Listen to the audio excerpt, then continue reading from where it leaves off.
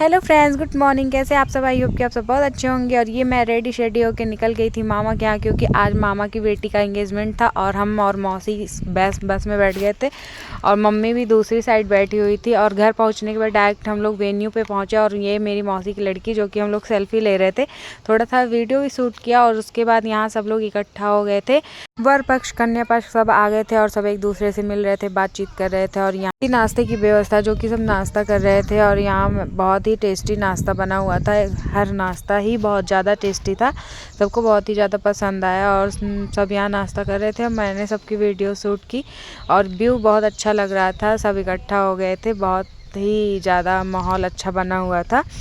Next part देखने के लिए आप हमारे दूसरे वीडियो को ज़रूर देखिए। उसमें आपको रिंग सेरेमनी की वीडियोस मिलेंगी। और ये मेरी भाभियाँ, मामा की बहू है, जो कि ये सब भी आ गई थी घर से। बाय बाय, मिलते हैं नेक्स्ट वीडियो में।